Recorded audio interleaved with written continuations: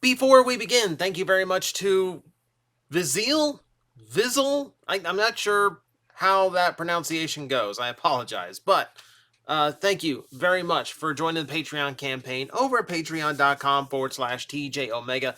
It is very appreciated, and it does legitimately keep me alive. It keeps the channel alive. Let's not be that dramatic about it. But it is the reason I'm still going on a daily basis. So thank you to everyone who supports. If you missed it yesterday, I want to do one more request round before the end of the year. So if I haven't gotten to yours yet, and I do have like a tally, a list I haven't gotten to, send me a reminder over through Patreon. And guess what? If you've already gotten your request and you're waiting for a new one, they are now open again. So if you are on my highest level of my Patreon, please send me a message through there telling me what you want me to do next. I'll try to get it all out before the holidays. So that's what I kind of want to do. So have fun. Let's get to today's topic. This one is a little bit weird because it's kind of a lost art amongst Transformers and something that isn't as necessary anymore for various reasons, and that is the name dump. This is something we got to experience mostly in like the early mid 2000s, where you got to see a ton of Transformers with some really bizarre name choices, specifically because Hasbro was trying to use as many old trademarks as they could. For those who are unaware, when you trademark something, you have a certain amount of time that you have registered it for. And if you continue to use that trademark, then it is much easier to renew, or you have to show that you are constantly in use of it, that you are actively using the trademark in order to keep it. So it is very important for a company like Hasbro with so many notable and popular characters to constantly use those names over and over again, so those trademarks stay alive. It's a big reason why you see such a round table of vintage characters coming back all the time. Keeps all the trademarks alive. So you can do like a registered trademark, which is expensive. That's what Optimus, Starscream, all the most important characters are. For the most part, they're just normal trademarks, though. So that means characters like you see on screen get named something that may not necessarily be appropriate if you know your history. Cybertron Metroplex, for instance. Now, technically not a name dump in its purest sense, because at least in robot design, he does have similarities. Same colors, same basic head style. You can tell it's definitely supposed to be a new iteration of the character. Now, if you're expecting him to transform into a city, then yeah, you're going to be a little bit disappointed. But we're not here to talk about things like this. We're here to talk about like the most egregious ones, the ones where there's really no reason for this name to exist other than to keep something alive. So let's say, for instance, and we'll make this something of a quiz. Let's see how many of these you know at home. So we're going to start with this guy. All right, real quick. What's his name? Now remember, this is all name dumping. So everyone here has a classic vintage name. All right, so you had a little minute. You had a minute. This is Afterburner. So the name of a Technobot ends up being on a jet. Now, a lot of name dumps do kind of follow this scheme where it's not the classic character. You would never confuse a blue jet, with, you never confuse this blue and yellow jet with the original Afterburner motorcycle from the Technobots. But it's a name that Hasbro liked, so we keep it in use. It's another point to make here. These get reused a lot because it's also cheaper than registering a new trademark. So let's keep that in mind too. Sometimes it's just thrifty. Let's take a look at another one. We're going to stick to Generation 2 for a little bit here, because Generation 2 is really the first time we got to see this practice in action, because they had so many G1 characters they couldn't reuse them all. So Dreadwing and Smokescreen. Okay, so this is more well-known of the two. Dreadwing makes sense. Smokescreen? For a jet. For a Decepticon jet, no less. Yeah, like that always felt like a weird choice to me. Like, literally, that's the only name they had to come up with. Like, throw in, throw in, like, Ramjet. Ramjet was in G2, so I immediately picked the worst example out of 6 options. I picked the worst example. But name it thrust. Name it dirge. Name it something. Just not smoke screen. It's not a race car. Here's the funny one that amuses me. So if you know your Generation 2, you know this one. This is GoBots. When Hasbro bought Tonka, they wanted to make sure that name was locked up so no one could bring back their rival in any type of imitation form. So they immediately slapped the name GoBots on the first mold going out the door, and it just happened to be one of these. So it's amusing. Like you definitely know who the winner is when the rival is now using your old name just for a generic random character who will never appear in any fiction and never be significant in any way. It's a little bit mean. It's not the only time we'll hear the name GoBots in Generation 2, however. We're also going to see it in these little mini bots that were released as basically a replacement for the mini bots from G1 that they had been repainting until this time. All right, so what is it? Now, even if you know your G2, these are really hard to keep track of. You're probably going to try and get the Spy Changer names out first because that's what people know this design and these molds for more than their original intention. So this is GoBot Soundwave. Keep in mind, this was the 90s where there was no nostalgia for Transformers yet. So they couldn't exactly make a cassette recorder toy and expect kids in the 90s to actually enjoy that and be all about that. Unless you're Kevin McAllister doing Home Alone movies, there's no way to make a tape recorder look cool in the 90s. So they had to go with this just to keep the name alive. And we saw that later on in Beast Wars, where Soundwave ends up being a mutant. Admittedly, a clever usage, but still, they tried very hard to keep the name of a popular character alive as long as they could. All right, we're going to go into Machine Wars. I could basically argue that all of Machine Wars is a name dump line. I think all of Machine Wars is just name dumping, because none of those molds were the characters they were intended to be. Now, this one, there's no real guessing to do here. It's the most ill-fitting name out of the whole thing. But when you've got Prowl printed on your spoiler, you at least remember who it's supposed to be. Obviously not a cop car. They at least tried with the black and white, but, let's see. There's some names where they're just really adamant to keep hold of it no matter what. Bone Crusher. So Bone Crusher, we saw a lot through the years. He is not only this big buffalo bison looking boy, he is also a Minicon and Armada, as well as I can never remember my construction equipment offhand. He's a payloader in Energon as well. So it's a name they always wanted to keep using no matter what. They wanted to keep a hold of Bone Crusher for as long as they could. Even in a weird man. I don't really see Bone Crusher there. But again, this is kind of a name where it kind of fits. Another name that kind of fits, and you won't have to guess this one, is Thrust. That's another one, because that is something that is so basic, it's at risk of being too generic to trademark. So while they have the trademark alive, they have to keep using it so they can keep a hold of it. So Thrust is another name that just kept coming up. Now, I mentioned Minicon Bone Crusher. There's a lot of weird Minicon choices, and Minicons were great for name dumps, especially the 3-packs and the repaints of 3-packs. Oh my god. So there were just so many of these. It was so easy. And we could go into the universe repaint, they can go into Cybertron as well. We'll do a few Cybertron later on, but those are fun. But Universe 2 had multi-packs where they basically reused almost every name they liked from the Unicron trilogy and reused it just in case they wanted to keep those trademarks. Very few of them actually got used afterwards, but you know what? They tried. So, let's do a bit of a Minicon rundown here, and we'll actually test your knowledge really quick on a bunch of these. So, this is the easy one, all right? Everyone, get your guess in now. You're just playing at home now. You don't need to type it in the comments, because then everyone will know you're cheating. You do it all at home, where we can just think you're cheating. No, so this is Buzzsaw. Pretty obvious, right? Buzzsaw is another one of those names where they just wanted it to stay alive. They used it in Machines and in Beast Wars, and it's not the last time they used it here too.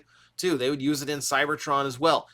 It's really weird. It's really weird. Like it's such a minor character in G1, especially the cartoon, to actually think like we need to keep that name alive. I think they just really like the name Buzzsaw and didn't want to lose it. All right, let's take another IndyCar. Can you guess this one? Now, again, we're getting into some of the more well-known ones. We're going to delve into some of the more obscure here in a bit.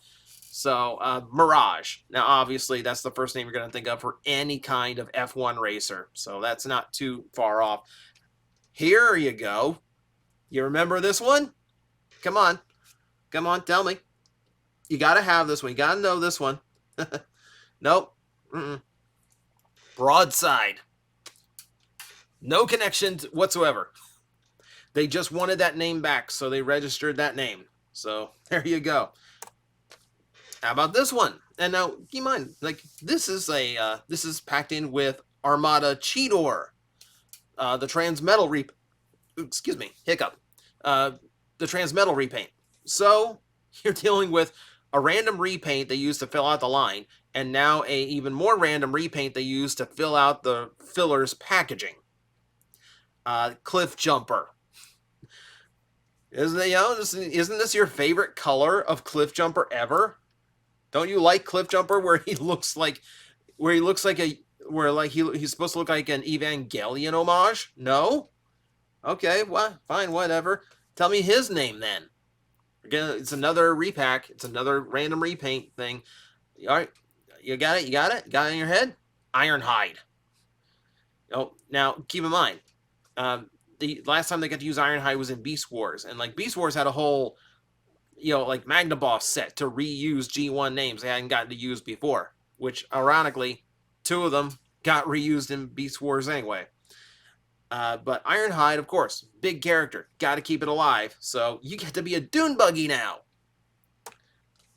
Now, this is another one that's a little bit more well-known because it was one of the main characters' Minicons, so no real points for winning this one. It's Inferno. All right, so we got to keep the name Inferno alive. One of the extremely rare times that Inferno's name was not applied to a fire truck. Beast Wars Inferno is the only other one off the top of my head that shares that moniker. And technically, that's the same character as Universe Inferno, which was the Lamborghini, but that's a completely different video and a completely different rabbit hole to go down. And yeah, I need more sleep before I tackle that little conundrum. All right, how about this one, who I would call one of the worst Minicons of them all. All right, so real quick, do you have it in your head? Do you have it? Do you have a guess in mind? If you remember the Plastic Attic episode, you probably got this one down. Nightbeat. Doesn't it just strike you as a headmaster? If the little light could pop off and transform. Here's another one. No points for this because it's easy. This is Swindle, but obviously it has nothing to do with the original Swindle whatsoever. They just really like the name Swindle, so let's keep it around for a little bit longer. And they would do it again in the movie, where Swindle was just a red sports car that was a drone character. Again, some names we just really like, so we just want to keep using them. Why did Buzzsaw end up in here twice? Hey, I'll talk about you later. All right, so going into Energon now. So that's basically a quick Minicon rundown. Outside of the one I messed up, I don't know why I missed that. But no, so we're going into Energon Combiners now, which was another great chance for them to named up a whole bunch of things that they liked over the years. A few other oddball names got worked in there. This is Kickback. Yeah, he's definitely not a grasshopper, is he? Though I will admit it's a super clever reuse because what else has kickback? The term kickback refers to the recoil of a gun. So when you've got a big tank with all these gun barrels hanging off of it, all right, you get to be named Kickback even if you're not an Insecticon. It's clever. Another popular one, another famous one, Energon 6-Shot. No real time to quiz you there. 6-Shot again, And they even had to like space it out to make sure they kept some form of the name Six Shot. Sometimes these things are done in preparation for actually using a character in like a more major way. You know, like a big reason, like one of the elements to getting the classics line was the fact that they could get the Bumblebee trademark ahead of the live action movies. So obviously, so that's why Bumblebee made it into that line, looking for some way to get it away from DC at the time. So, but Six Shot was one of those cases where like we were actually kind of like excited because like at the time, if they name dumped something, you kind of thought, ooh, they're getting ready to use it. They're going to use it on something real, right? Nope, nope. You wait till Titans Return to get your modern Six Shot. You like it. Another one that's pretty easy to guess if you know your mid-2000s Transformers, Metasaur. Admit it, it's not a Stunticon, certainly not a combiner, but you know what? You know what? He's menacing. If there's anything you can say about him, yes, the design is menacing. So I will give you a little bit of credit on that one. Now, we're into Cybertron now, so we'll go into some of the Minicons because one of the uses in the Minicons had some of my favorites. So, for starters, like for some reason they name dumped Thunderblast, even though Thunderblast was just used the same year. Kind of weird, but you get a few other things. This was the pack-in with Thunderblast. This is Skylynx. Out of nowhere, they decided they wanted that name back, so Minicon gets an old name. Now, here's one that if you know about your name dumps, this one is going to be very important to you. This is going to be a big deal, but for most of you, you probably don't even know where to begin. So it's Terradive repainted. Looks super cool. Like it's one of my favorite Minicon molds, assuming the parts don't break because they're very, very thin in some spots. So this is something they could not wait. Like literally the first toy they could get off the shelf, no matter how ill fit the name was, they just had to get it onto something as fast as possible to secure the trademark as soon as it became legally available.